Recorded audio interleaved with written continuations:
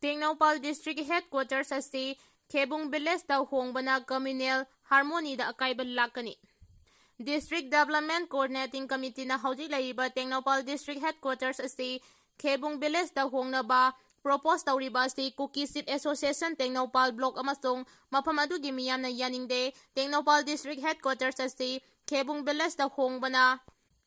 District ꯑꯁꯤꯗ ꯂꯩꯔꯤꯕ ꯇꯣꯉꯥꯟ ꯇꯣꯉꯥꯟꯕ ꯀꯝꯃ꯭ꯌꯨꯅꯤꯇꯤꯁꯤꯡꯒꯤ ꯃꯔꯛꯇ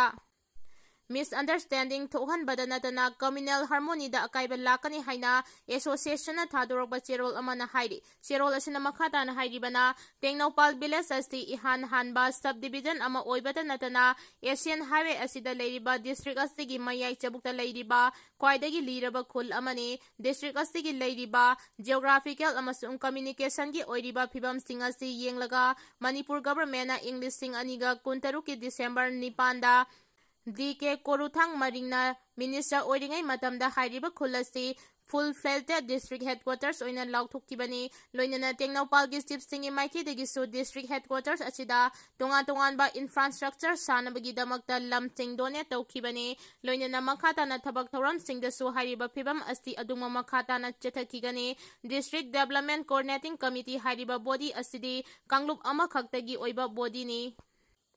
ꯍꯥꯏꯔꯤꯕ ꯕꯣꯗꯤ ꯑꯁꯤꯗ ꯗꯤꯁꯇ꯭ꯔꯤꯛ ꯑꯁꯤꯗ ꯂꯩꯔꯤꯕ ꯇꯣꯉꯥꯟ ꯇꯣꯉꯥꯟꯕ ꯀꯝꯃ꯭ꯌꯨꯅꯤꯇꯤꯁꯤꯡ ꯔꯤꯄ꯭ꯔꯖꯦꯟꯠ ꯇꯧꯗꯦ꯫ ꯗꯤꯁꯇ꯭ꯔꯤꯛ ꯑꯁꯤꯗ ꯂꯩꯔꯤꯕ ꯑꯆꯧꯕ ꯀꯝꯃ꯭ꯌꯨꯅꯤꯇꯤꯁꯤꯡꯅ ꯍꯥꯏꯔꯤꯕ ꯕꯣꯗꯤ ꯑꯁꯤ ꯃꯁꯛ ꯈꯪꯗꯦ꯫ ꯃꯔꯝ ꯑꯗꯨꯅ ꯍꯥꯏꯔꯤꯕ ꯋꯥꯐꯝꯁꯤꯡ ꯑꯁꯤ ꯌꯦꯡꯂꯒ ꯑꯃꯁꯨꯡ ꯇꯦꯡꯅꯧꯄꯥꯜ ꯗꯤꯁꯇ꯭ꯔꯤꯛ ꯍꯦꯗꯀ꯭ꯋꯥꯔꯇꯔꯁꯇ ꯃꯤꯅꯤ ꯁꯦꯀ꯭ꯔꯦꯇꯔꯤꯌꯦꯠ ꯕꯤꯜꯗꯤꯡ ꯁꯥꯅꯕ ꯍꯣꯠꯅꯔꯤꯕꯁꯤꯡ ꯑꯁꯤ ꯌꯦꯡꯂꯒ ꯃꯔꯤ ꯂꯩꯅꯕ ꯑꯣꯊꯣꯔꯤꯇꯤꯁꯤꯡꯅ ꯗꯤꯁꯇ꯭ꯔꯤꯛ ꯍꯦꯗꯀ꯭ꯋꯥꯔꯇꯔꯁ ꯑꯁꯤ ꯑꯇꯣꯞꯄ ꯃꯐꯝꯗ ꯍꯣꯡꯕꯒꯤ ꯃꯍꯨꯠꯇ ꯇꯦꯡꯅꯧꯄꯥꯜꯗ ꯗꯤꯁꯇ꯭ꯔꯤꯛ ꯍꯦꯗꯀ꯭ꯋꯥꯔꯇꯔ ꯑꯃ ꯑꯣꯏꯕꯒꯤ ꯃꯊꯧ ꯇꯥꯕ ꯏꯟꯐ꯭ꯔꯥꯁ꯭ꯇꯔꯛꯆꯔꯁꯤꯡ ꯑꯗꯨ ꯄꯕ꯭ꯂꯤꯛ ꯏꯟꯁꯇ꯭ꯔꯛꯁꯟꯗ ꯑꯊꯨꯕꯗ ꯁꯦꯝꯒꯠ ꯁꯥꯒꯠꯄꯤꯌꯨ ꯍꯥꯏꯔꯤ꯫ ꯃꯅꯤꯄꯨꯔꯗꯒꯤ ꯃꯍꯩꯔꯣꯏ 5 ꯁꯁꯄꯦꯟ ꯇꯧꯈ꯭ꯔꯦ꯫ ꯑꯁꯥꯝꯒꯤ ꯒꯨꯋꯥꯍꯥꯇꯤꯗ ꯂꯩꯕ ꯗꯥꯎꯟ ꯇꯥꯎꯟ ꯌꯨꯅꯤꯚꯔꯁꯤꯇꯤꯗ ꯇꯝꯕ ꯃꯅꯤꯄꯨꯔꯗꯒꯤ ꯃꯍꯩꯔꯣꯏ 5 ꯇ꯭ꯔꯤꯄꯨꯔꯥꯒꯤ ꯅꯨꯄꯤꯃꯆꯥ ꯑꯃꯒꯤ ꯏꯀꯥꯏꯈꯨꯝꯅꯕ ꯃꯥꯡꯍꯟꯕꯒ ꯃꯔꯤ ꯂꯩꯅꯅ ꯌꯨꯅꯤꯚꯔꯁꯤꯇꯤ ꯑꯁꯤꯗꯒꯤ ꯁꯁꯄꯦꯟ ꯇꯧꯈ꯭ꯔꯦ꯫ ꯌꯨꯅꯤꯚꯔꯁꯤꯇꯤ ꯑꯁꯤꯒꯤ ꯔꯦꯖꯤꯁꯇ꯭ꯔꯥꯔ ꯗꯥꯛꯇꯔ ꯑꯁꯤꯐ ꯕ꯭ꯔꯤꯁꯟꯅ ꯊꯣꯛꯈꯤꯕ ꯅꯣꯇꯤꯐꯤꯀꯦꯁꯟ ꯑꯃꯒꯤ ꯃꯇꯨꯡ ꯏꯟꯅꯗꯤ ꯊꯧꯗꯣꯛ ꯑꯗꯨꯒ ꯃꯔꯤ ꯂꯩꯅꯅ ꯃꯍꯩꯔꯣꯏ 5 ꯑꯗꯨ ꯌꯨꯅꯤꯚꯔꯁꯤꯇꯤ ꯑꯁꯤꯗꯒꯤ ꯁꯁꯄꯦꯟ ꯇꯧꯕ ꯌꯥꯎꯅ ꯑꯦꯛꯖꯥꯝ ꯑꯃꯁꯨꯡ ꯔꯤꯒꯨꯂꯔ ꯀ꯭ꯂꯥꯁꯅꯆꯤꯡꯕꯁꯤꯡ ꯁꯦꯞꯇꯦꯝꯕꯔ 18ꯗꯒꯤ ꯍꯧꯔꯒ ꯃꯈꯥ ꯇꯥꯅ ꯅꯣꯇꯤꯐꯤꯀꯦꯁꯟ ꯑꯃ ꯊꯣꯛꯇ꯭ꯔꯤꯕ ꯐꯥꯎꯕ ꯌꯥꯎꯕ ꯌꯥꯔꯔꯣꯏ꯫ ꯊꯧꯗꯣꯛ ꯑꯗꯨꯗ ꯆꯦꯟꯅꯔꯤꯕ ꯃꯍꯩꯔꯣꯏꯁꯤꯡ ꯑꯗꯨꯗꯤ ꯌꯨꯅꯤꯚꯔꯁꯤꯇꯤ ꯑꯁꯤꯗ ꯗꯤꯄ꯭ꯂꯣꯃꯥ ꯏꯟ ꯐꯥꯔꯃꯥꯁꯤꯗ ꯇꯝꯕ ꯃꯍꯩꯔꯣꯏ 2, ꯕꯤ.ꯇꯦꯛ ꯏꯟ ꯁꯤꯚꯤꯜ ꯏꯟꯖꯤꯅꯤꯌꯔꯤꯡ ꯇꯝꯕ ꯃꯍꯩꯔꯣꯏ 1, BTech in CSE. On data science and artificial intelligence ꯇꯝꯕ ꯃꯍꯩꯔꯣꯏ 1 ꯑꯃꯁꯨꯡ ꯕꯤ.ꯇꯦꯛ ꯏꯟ ꯁꯤꯚꯤꯜ ꯏꯟꯖꯤꯅꯤꯌꯔꯤꯡ ꯇꯝꯕ ꯃꯍꯩꯔꯣꯏ 1ꯅꯤ ꯍꯥꯏꯔꯤ꯫ ꯃꯍꯩꯔꯣꯏ 5ꯃꯛ ꯃꯅꯤꯄꯨꯔꯗꯒꯤ ꯉꯥꯛꯇꯅꯤꯁꯨ ꯍꯥꯏꯔꯤ꯫ ꯂꯝꯗꯝꯁꯤ ꯗ꯭ꯔꯒ ꯂꯂꯣꯟꯕꯁꯤꯡꯅ ꯂꯨꯆꯤꯡꯕ ꯑꯣꯏꯔꯛꯄꯗꯒꯤ ꯃꯨꯠꯊꯠꯄ ꯉꯝꯗꯕꯅꯤ꯫ ꯗ꯭ꯔꯒꯀ ꯃꯔꯤ ꯂꯩꯅꯕ ꯃꯤꯑꯣꯏꯁꯤꯡꯗ ꯚꯣꯠ ꯄꯤꯔꯒꯨꯝꯁꯤ ꯍꯥꯏꯅ ꯒꯤꯔꯤꯁꯆꯟꯗ꯭ꯔꯅ ꯐꯣꯡꯗꯣꯛꯈ꯭ꯔꯦ꯫ ꯗ꯭ꯔꯒ ꯂꯂꯣꯟꯕ ꯃꯤꯑꯣꯏ ꯀꯌꯥꯅ ꯂꯝꯗꯝ ꯑꯁꯤꯒꯤ ꯂꯨꯆꯤꯡꯕ ꯑꯣꯏꯔꯛꯄꯅ ꯗ꯭ꯔꯒ ꯃꯄꯨꯡ ꯐꯥꯅ ꯃꯨꯠꯊꯠꯄ ꯉꯝꯗꯕꯅꯤ ꯑꯃꯗꯤ ꯂꯥꯛꯀꯗꯧꯔꯤꯕ ꯃꯤꯈꯜ ꯑꯁꯤꯗ ꯗ꯭ꯔꯒꯀ ꯃꯔꯤ ꯂꯩꯅꯕ ꯃꯤꯑꯣꯏꯁꯤꯡꯗ ꯑꯩꯈꯣꯏꯅ ꯚꯣꯠ ꯄꯤꯕꯒꯤ ꯍꯩꯅꯕꯤ ꯊꯥꯗꯣꯛꯂꯁꯤ ꯍꯥꯏꯅ coalition against drug and alcohol ꯀꯗꯥꯒꯤ ꯁꯦꯀ꯭ꯔꯦꯇꯔꯤ ꯖꯦꯅꯔꯦꯜ ꯇꯈꯦꯜꯂꯝꯕꯝ ꯒꯤꯔꯤꯁꯆꯟꯗ꯭ꯔ ꯃꯤꯇꯩꯅ ꯐꯣꯡꯗꯣꯛꯈ꯭ꯔꯦ꯫ ꯋꯥꯐꯝ ꯑꯁꯤ ꯉꯁꯤ coalition against drug and alcohol ꯀꯗꯥ ꯂꯤꯡꯈꯠꯈꯤꯕꯒꯤ 18ꯔꯛ ꯁꯨꯕ ꯃꯄꯣꯛ ꯀꯨꯝꯑꯣꯟꯒꯤ ꯊꯧꯔꯝ ꯀꯣꯅꯨꯡ ꯂꯝꯄꯥꯛꯇ ꯂꯩꯕ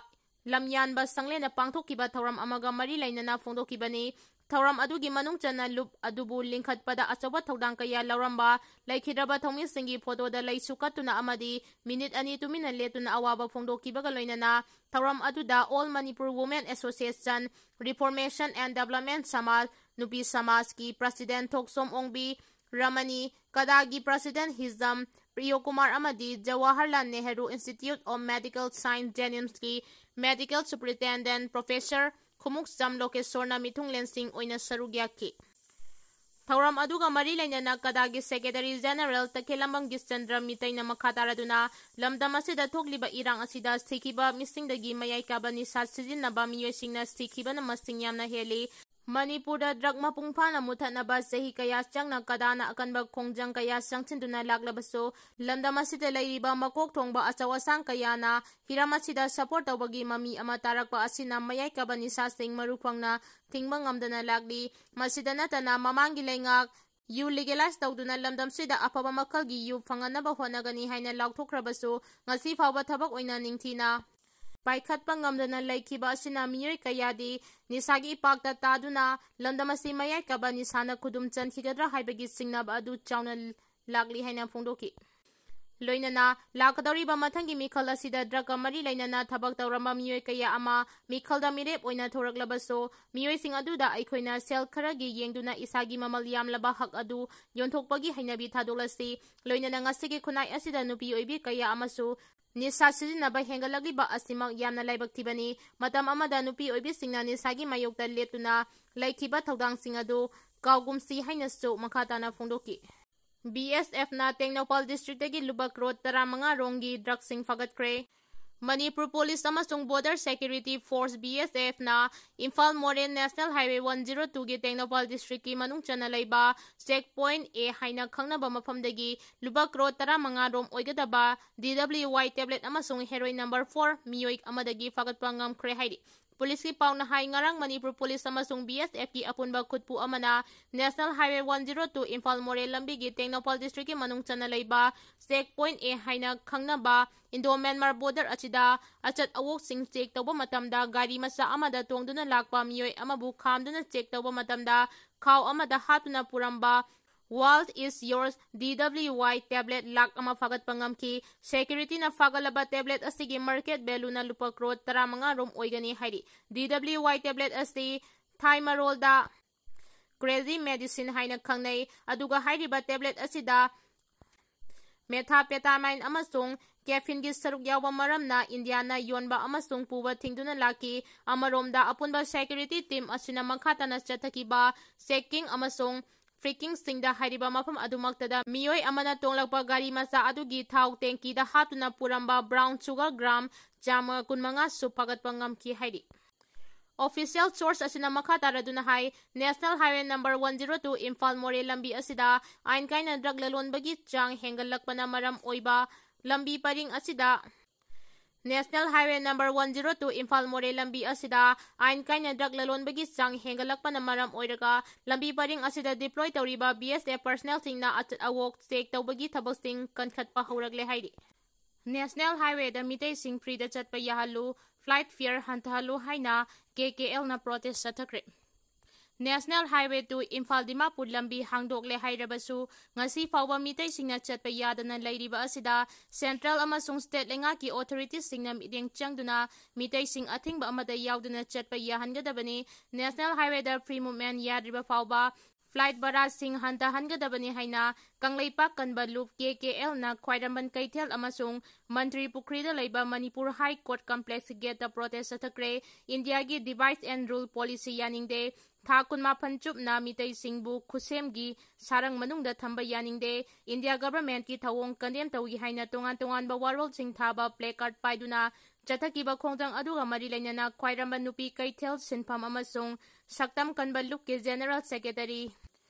𝐻𝐿𝐿 Rani na haikibada National Highway haibasi community khudingmakini National Highway da kana amatana athingba thamde hairabasu ngasi fawba National Highway da mitay singna maning makhatamna chatpa ngamde masi yamna laibak thiba amani miyangi lifeline oiriba National Highway singda security force matik chana thamduna mitay sing maning makhatamna chatpa yahangadabani National Highway singda chatpa yadrabanina ana ayek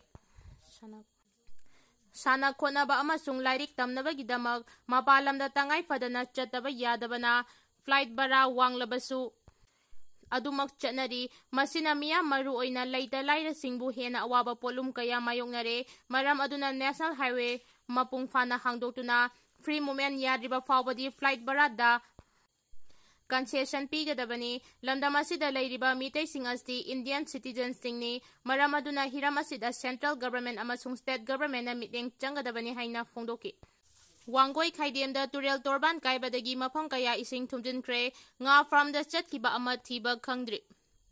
Imphal West District ki Wangoi Kendra ki manung chanba khaidemda turel torban kaibadagi mafam kaya ising thumjinkre isaw na maram oiraga Wangoi amasung mayang Imphal paunadre Wangoi khaidemda turel torban kaibana maram oiraga yumnam huidrom laiprakbam iram sifai mutum pibau chirai mayang Imphal paubitek upokpi kokchai amasung ꯃꯌꯥꯏ ꯂꯝꯕꯤꯒꯤ ꯃꯐꯝ ꯀꯌꯥ ꯏꯁꯤꯡ ꯊꯨꯝꯖꯤꯟꯗꯨꯅ ꯂꯧꯐꯝ ꯑꯃꯁꯨꯡ ꯉꯥ farm ꯀꯌꯥ ꯑꯃꯥꯡ ꯑꯇꯥ ꯊꯣꯛꯂꯦ꯫ ꯃꯔꯛꯁꯤꯗ ꯋꯥꯡꯒꯣꯏ ꯈꯥꯏꯗꯦ ꯃꯄꯥꯗ ꯇꯨꯔꯦꯜ ꯇꯣꯔꯕꯥꯟ ꯀꯥꯏꯔꯤꯕ ꯁꯔꯨꯛꯁꯤꯡ ꯑꯗꯨ ꯋꯥꯇꯔ ꯔꯤꯁꯣꯔꯁ ꯗꯤꯄꯥꯔꯠꯃꯦꯟꯠꯀꯤ ꯃꯥꯏꯀꯩꯗꯒꯤ ꯑꯍꯦꯟꯕ ꯃꯦꯁꯤꯅꯔꯤꯁꯤꯡ ꯁꯤꯖꯤꯟꯅꯗꯨꯅ ꯂꯣꯀꯦꯜ ꯚꯣꯂꯟꯇꯤꯌꯔꯁꯤꯡ ꯌꯥꯎꯅ ꯄꯟ ꯊꯤꯡꯕꯒꯤ ꯊꯕꯛ ꯌꯥꯝꯅ ꯀꯟꯅ ꯆꯠꯊꯔꯤ꯫ ꯑꯃꯔꯣꯝꯗ ꯏꯆꯥꯎ ꯑꯁꯤꯅ ꯃꯔꯝ ꯑꯣꯏꯔꯒ ꯃꯌꯥꯡ ꯏꯝꯐꯥꯜ ꯆꯤꯔꯥꯏꯗꯒꯤ ꯋꯥꯍꯦꯡꯕꯝ ꯒꯣꯍꯥꯔꯤ ꯀꯧꯕ ꯃꯤꯑꯣꯏ ꯑꯃ ꯏꯁꯤꯡ ꯏꯆꯥꯎ ꯃꯔꯛꯇ ꯃꯍꯥꯛꯀꯤ ꯐꯥꯔꯝꯗ ꯂꯩꯍꯧꯕ ꯉꯥ ꯌꯦꯡꯕ ꯆꯠꯈꯤꯕꯗꯒꯤ ꯊꯤꯕ ꯐꯪꯈꯤꯗ꯭ꯔꯦ꯫ ꯃꯈꯥ ꯇꯥꯅ ꯃꯤꯌꯥꯝꯅ ꯃꯤꯑꯣꯏ ꯑꯁꯤ ꯊꯤꯕꯒꯤ ꯊꯕꯛ ꯌꯥꯝꯅ ꯀꯟꯅ ꯆꯠꯊꯔꯤ꯫ ꯅꯣꯡ ꯍꯥꯡꯈꯤꯕꯅ ꯃꯔꯝ ꯑꯣꯏꯔꯒ ꯊꯧꯕꯥꯜ ꯇꯨꯔꯦꯜꯒꯤ ꯏꯃꯥꯏ ꯈꯔ ꯍꯟꯊꯔꯕꯁꯨ ꯃꯥꯏꯕꯝ ꯀꯣꯟꯖꯤꯜꯒꯤ ꯖꯒꯥꯗ ꯃꯐꯝ 3 ꯊꯣꯛꯅ ꯀꯥꯏꯈꯤꯕ ꯑꯗꯨꯅ ꯃꯔꯝ ꯑꯣꯏꯔꯒ ꯃꯥꯏꯕꯝ, ꯎꯆꯤꯋꯥ, ꯈꯦꯂꯥꯈꯣꯡ, ꯎꯆꯤꯋꯥ, ꯀꯣꯟꯖꯤꯜ, ꯊꯧꯕꯥꯜ ꯂꯩꯁꯥꯡꯊꯦꯝ ꯑꯃꯁꯨꯡ ꯊꯧꯗꯥꯝ ꯌꯥꯎꯅ ꯃꯐꯝ ꯀꯌꯥꯗ ꯏꯆꯥꯎ ꯃꯥꯌꯣꯛꯅꯔꯤ꯫ ꯂꯩꯁꯥꯡꯊꯦꯝꯗ ꯂꯩꯕ ꯌꯨꯝ 50 ꯔꯣꯝ ꯏꯁꯤꯡꯅ ꯊꯨꯝꯖꯤꯟꯈ꯭ꯔꯦ꯫ ꯏꯆꯥꯎ ꯑꯁꯤꯅ ꯃꯔꯝ ꯑꯣꯏꯔꯒ ꯊꯧꯕꯥꯜ ꯗꯤꯁꯇ꯭ꯔꯤꯛꯇ ꯂꯩꯔꯤꯕ ꯉꯥꯒꯤ ꯐꯥꯔꯝ ꯑꯃꯁꯨꯡ ꯐꯧ ꯁꯥꯠꯄ ꯍꯧꯔꯕ ꯂꯧꯐꯝ ꯀꯌꯥ ꯑꯃꯁꯨ ꯆꯥꯎꯅ ꯑꯃꯥꯡ ꯑꯇꯥ ꯊꯣꯛꯂꯦ ꯍꯥꯏꯔꯤ꯫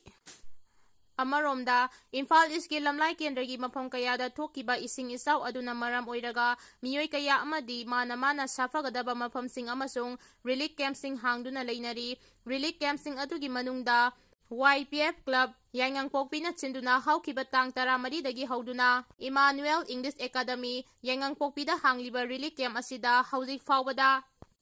ꯁꯥꯕꯨꯡꯈꯣꯛ ꯈꯨꯅꯧ ꯑꯋꯥꯡ ꯂꯩꯀꯥꯏꯒꯤ ꯃꯤꯑꯣꯏꯁꯤꯡ ꯆꯪꯖꯐꯝ ꯂꯧꯔꯤ꯫ ꯌꯥꯏꯉꯪꯄꯣꯛꯄꯤ ꯁꯥꯟꯇꯤ ꯈꯣꯡꯕꯥꯜꯒꯤ ꯃꯤꯑꯣꯏ 150 ꯔꯣꯝ ꯂꯩꯔꯤ꯫ ꯔꯤꯂꯤꯐ ꯀꯦꯝꯞ ꯑꯁꯤꯗ ꯃꯔꯤ ꯂꯩꯅꯕ ꯏꯝꯐꯥꯜ ꯏꯁ ꯗꯤ.ꯁꯤ, ꯂꯣꯀꯦꯜ MLA ꯑꯃꯁꯨꯡ ꯇꯣꯉꯥꯟ ꯇꯣꯉꯥꯟꯕ ꯃꯤꯑꯣꯏ ꯀꯌꯥꯅ ꯆꯥꯅ ꯊꯛꯅꯕ ꯌꯥꯎꯅ ꯑꯇꯩ ꯗꯔꯀꯥꯔ ꯂꯩꯕ ꯄꯣꯠꯂꯝ ꯀꯌꯥꯁꯨ ꯂꯦꯞꯇꯅ ꯃꯇꯦꯡ ꯄꯥꯡꯂꯛꯈꯤ꯫ ꯑꯗꯨꯕꯨ ꯏꯆꯥꯎꯅ ꯃꯔꯝ ꯑꯣꯏꯔꯒ ꯔꯤꯂꯤꯐ ꯀꯦꯝꯞ ꯑꯁꯤꯗ ꯂꯩꯔꯤꯕ ꯃꯤꯑꯣꯏ ꯀꯌꯥ ꯂꯥꯏꯍꯧ ꯍꯧꯕ, ꯐꯨꯔꯤꯅꯆꯤꯡꯕ ꯀꯌꯥ ꯌꯥꯎꯅ ꯏꯁꯤꯡꯗꯒꯤ ꯄꯣꯛꯄ ꯂꯥꯏꯅꯥ ꯀꯌꯥꯁꯨ ꯁꯟꯗꯣꯔꯛꯄꯅ ꯔꯤꯂꯤꯐ ꯀꯦꯝꯞ ꯑꯁꯤꯕꯨ ꯆꯂꯥꯏꯔꯤꯕ YPF ꯀ꯭ꯂꯕꯀꯤ ꯃꯦꯝꯕꯔꯁꯤꯡꯗ ꯑꯗꯨꯛꯀꯤ ꯃꯇꯤꯛ ꯑꯋꯥꯕ ꯃꯥꯌꯣꯛꯅꯔꯦ ꯍꯥꯏꯔꯤ꯫ ꯑꯃꯔꯣꯝꯗ ꯏꯝꯐꯥꯜ ꯇꯨꯔꯦꯜꯒꯤ ꯏꯃꯥꯏ ꯍꯟꯊꯈꯤꯕꯅ ꯍꯥꯟꯅ ꯏꯁꯤꯡ ꯊꯨꯝꯂꯝꯕ ꯃꯐꯝ ꯀꯌꯥ ꯑꯃꯁꯨ ꯇꯞꯅ ꯇꯞꯅ ꯍꯟꯊꯔꯛꯂꯤ꯫ ꯏꯆꯥꯎ ꯑꯁꯤꯅ ꯃꯔꯝ ꯑꯣꯏꯔꯒ ꯎꯔꯨꯞ ꯑꯋꯥꯡ ꯂꯩꯀꯥꯏꯗꯒꯤ ꯏꯃꯨꯡ 12 ꯃꯗ꯭ꯔꯥꯁꯥ ꯃꯇꯥ ꯐ꯭ꯂꯗ ꯔꯤꯂꯤꯐ ꯀꯦꯝꯞꯇ ꯂꯩꯔꯝꯕꯁꯤꯡ ꯑꯗꯨ ꯃꯈꯣꯏꯒꯤ ꯌꯨꯝꯗ ꯍꯟꯖꯤꯟꯅꯈ꯭ꯔꯦ꯫ ꯃꯁꯤꯅ ꯃꯔꯝ ꯑꯣꯏꯔꯒ ꯔꯤꯂꯤꯐ ꯀꯦꯝꯞ ꯑꯗꯨ ꯀ꯭ꯂꯣꯖ ꯇꯧꯈ꯭ꯔꯦ ꯍꯥꯏꯔꯤ꯫